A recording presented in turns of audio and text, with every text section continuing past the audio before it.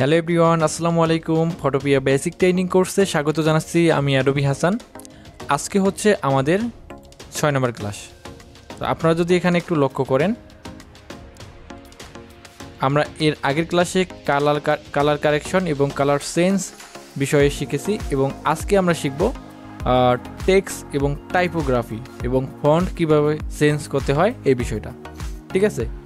তো যারা ধারাবাহিকভাবে ভিডিওগুলো দেখেননি তারা অবশ্যই ভিডিওগুলো দেখবেন শুরু থেকে শেষ পর্যন্ত, তাহলে অনেক কিছু শিখতে পারবেন ইনশাল্লাহ।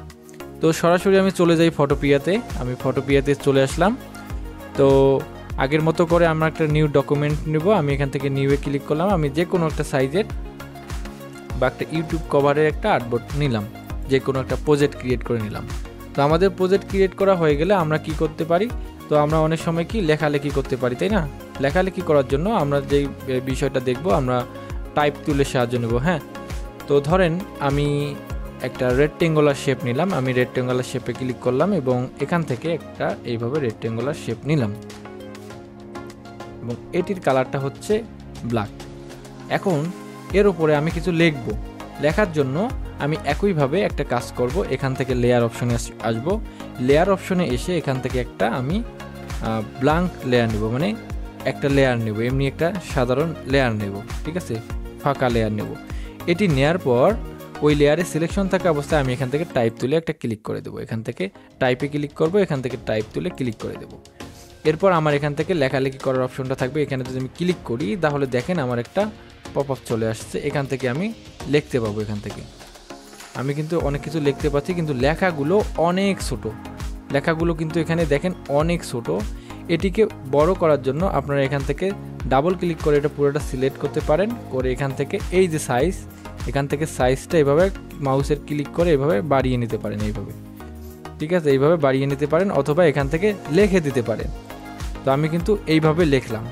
এটি কিন্তু লেয়ার অপশনে যদি আসেন তাহলে দেখতে পারবেন একটা লেয়ার ক্রিয়েট হয়েছে। এখানে প্রতিটা টাইপের একটা করে লেয়ার ক্রিয়েট হবে। হ্যাঁ, তো এইটা কিন্তু একটা লিখলাম। ধরেন আমি এই লেখাটাকে কপি করে আরেকটি নিব, বা এটিকে আমি এর উপর নিয়ে গেলাম, এই কালোর উপরে নিয়ে যাব। এখন কালো এবং টেক্সটটাও কিন্তু কালো, এর উপরে কিন্তু এইটা নিয়ে আসলে কিন্তু আমাদের টেক্সটার কালারটা পরিবর্তন করতে হবে। এখন এটা কিভাবে করব? আমি এখান থেকে ডাবল ক্লিক করব। ডাবল ক্লিক করার পর আমরা এখান থেকে ক্লিক করে এইভাবে সুইচ করব। এখান থেকে যদি আমরা দেখি এখানে আরও অপশন আছে। দেখেন আমি ক্লিক করে এই পাশে ধরে নিয়ে আসলাম। এখান থেকে দেখেন এই টেক্সট সাইজের পাশে দেখেন একটা কালার দেখা যাচ্ছে, কালার অপশন দেখা যাচ্ছে। এখান থেকে আমি ইচ্ছা মতো কালার দিতে পারবো। তো এখান থেকে আমি একদম হোয়াইট দিলাম, সাদার মধ্যে কালোর মধ্যে সাদা অনেক ভালো হয়। তো এই কালারটা দিলাম। দেখেন আমি ডাইরেক্ট সিলেকশন টুল সিলেক্ট করলাম, মানে মুভ টুল সিলেক্ট করলাম। আমি এখান থেকে মুভ টুলে সিলেক্ট করলাম এবং এখান থেকে দেখেন আমার টেক্সটটা কিন্তু এখানে নিয়ে আসলাম। দেখেন, ঠিক আছে। আমি যদি চাই এটাকে ছোট বড় করার জন্য আরও অন্যভাবে করতে পারি। এর জন্য আমি এটাকে এই টেক্সটটাকে সিলেক্ট করলাম এবং ট্রান্সফর্মে ক্লিক করলাম। এটি সিলেকশন তৈরি হলো। এখন এখান থেকে আমি এইভাবে টেনে ছোট বড় করে আমার পজিশনটা ঠিক করে নিতে পারি। ঠিক আছে, তো এইভাবে কিন্তু আমি এখান থেকে লিখতে পারতেছি। দেখেন, এবং এখান থেকে আমাদের যখন কাজ হবে এখান থেকে আমরা কিন্তু আনসিলেকশন করার জন্য আমরা ট্রান্সফর্ম থেকে ওই টিক মার্কটা উঠিয়ে দিব। ঠিক আছে, এটা মনে রাখতে হবে। এটিকে যদি আমরা ডিসিলেক্ট করতে চাই কন্ট্রোল ডি দিতে পারি, অথবা এখান থেকে আমরা এই টিক মার্কটা উঠিয়ে দেব। তাহলে দেখেন আমার কিন্তু হয়ে গেল। তো অনেক সময় আমাদের এরকম হইতে পারে। তো আমি আবারও আপনাদেরকে দেখাই। এটাকে ডিলিট করে দিলাম লেখালেখি করার জন্য আর কি। আবার আমি টেক্সট তুলে ক্লিক করলাম এবং এখান থেকে আবার টাইপে ক্লিক করলাম এবং এখান থেকে আমি একটা ক্লিক দিলাম। আমরা যে কোনো পজিশনে ক্লিক দেবো না কেন, আমরা সর্বপ্রথম যদি আমরা দেখি অনেক ছোট্ট এখানে দেখা যাচ্ছে, তখন আমরা এখান থেকে যে কাজটি করব, এই সাইজটা একটু বাড়িয়ে নেব। আমরা এখান থেকে বাড়িয়ে নেব। বাড়িয়ে নিলে কি হবে, আমাদের এখানে দেখতে সুবিধা হবে। তো আমি এখান থেকে লিখতেছি, আমি এটা ক্লিক করলাম। এখান থেকে লিখবো আমার সোনার বাংলা।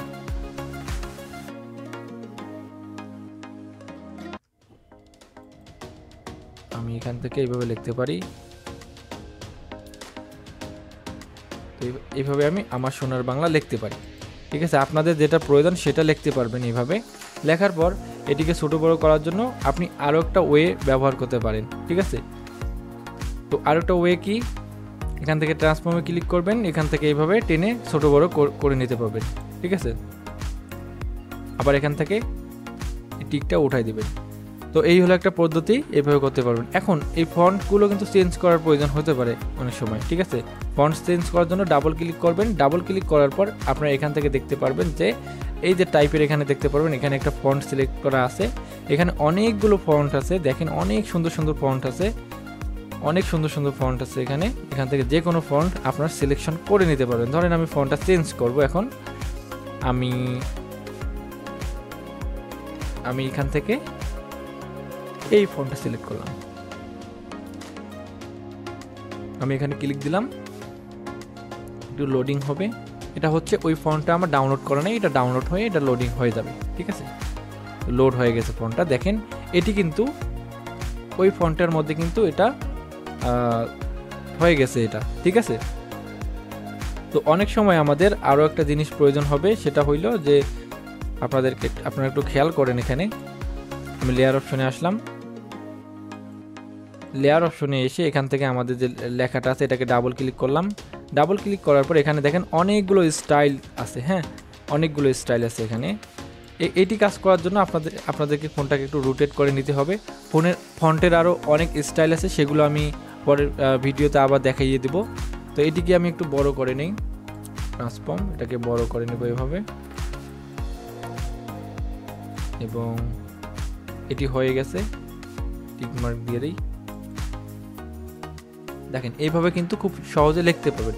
অনেক সময় আমাদের প্রয়োজন হবে যে আমরা এই সাইড দিয়ে লিখবো, ভার্টিক্যালি লিখবো, হ্যাঁ। এখান থেকে যদি আমি টাইপে ক্লিক করি, টাইপে ক্লিক করার পর আপনারা এখানে দেখতে পারবেন ভার্টিক্যাল টাইপ। ভার্টিক্যাল টাইপটা আসলে কি, আমি যদি এই ভার্টিক্যাল টাইপটা ক্লিক করি এবং এখানে যদি আমি এটা ক্লিক দেই, তাহলে আমি লেখার পর আপনারা বুঝতে পারবেন যে ভার্টিক্যাল টাইপটা কি। তো ফন্টের কালারটা কিন্তু সাদা দেখে এই জন্য বোঝা যাচ্ছে না। তো আমি এখান থেকে ডাবল ক্লিক করে এটাকে সিলেক্ট করলাম এবং এখান থেকে কালার চেঞ্জ করব, ফন্টের কালারটা হচ্ছে রেড করে দেব, তাহলে বুঝতে পারবেন যে ভার্টিক্যাল টাইপটা আসলে কিভাবে হচ্ছে এখানে। এটা হচ্ছে ভার্টিক্যালি টাইপ। তো এটা অনেক বড় হয়েছে, এটাকে ছোট করার জন্য আমি এখান থেকে ট্রান্সফর্মে ক্লিক করলাম অ্যান্ড এখান থেকে আমি ছোট করে নিলাম।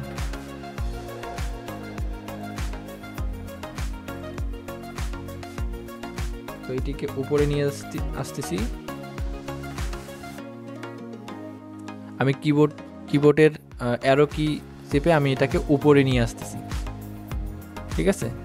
আপনারা এইভাবে কাজ করতে পারবেন। অবশ্যই কিবোর্ড মাউস ব্যবহার করতে হবে, তাছাড়া হচ্ছে আপনি সুন্দর করে কাজ করতে পারবেন না পছন্দ মতো, ঠিক আছে। আপনাকে অবশ্যই এই জিনিসটা মনে রাখতে হবে। তো দেখেন এটা হচ্ছে ভার্টিক্যাল টাইপ, এটা হচ্ছে ভার্টিক্যাল টাইপ। তো এই ভার্টিক্যাল টাইপটা বেশি প্রয়োজন হয় না। তো আপনি এইভাবেই কিন্তু টাইপ করতে পারেন। আর টাইপোগ্রাফি বলতে অনেকগুলো ফন্ট আছে, সুন্দর সুন্দর ফন্ট আছে, আপনি আপনার পছন্দ মতো সুন্দর সুন্দর ফন্ট দিয়ে আপনি এখান থেকে টি শার্ট ডিজাইন করতে পারবেন। আপনি সর্বপ্রথম আপনি এখানে কোনো কিছু একটা লিখবেন, লেখার পর এখান থেকে আপনি সুন্দর করে আপনার ইচ্ছা মতো ফন্টগুলো চেঞ্জ করে দেবেন। এখান থেকে ইচ্ছা মতো আপনার পছন্দ মতো ফন্টগুলো এখান থেকে আপনারা এখানে টিক মার্ক দিলে সেই ফন্টটা চেঞ্জ হয়ে যাবে, হ্যাঁ। এটা একটু ডাউনলোড হয়ে চেঞ্জ হয়ে যাবে। এখানে অনেক ফন্ট আছে, আপনারা চাইলে এখান থেকে সার্চ করেও নিয়ে আসতে পারবেন, হ্যাঁ। এখানে দেখেন অনেক ফন্ট আছে। তো আমরা প্র্যাকটিক্যাল ক্লাস যখন করব, এখানে আমি ডিজাইন করে দেখাবো কীভাবে একটা প্রজেক্ট কমপ্লিট করতে হয়, সেখানে আরও ভালো করে বুঝতে পারবেন ইনশাল্লাহ, ঠিক আছে। তো আজকের ক্লাস ছিল এই পর্যন্তই। যদি ভালো লেগে থাকে অবশ্যই একটা লাইক দিবেন, আর আপনি কোন জায়গা থেকে দেখতেছেন, কি শিখতে চাচ্ছেন, অবশ্যই সেটা কমেন্ট বক্সে কমেন্ট করে জানাবেন। ততক্ষণে ভালো থাকবেন, সুস্থ থাকবেন, আল্লাহ হাফেজ।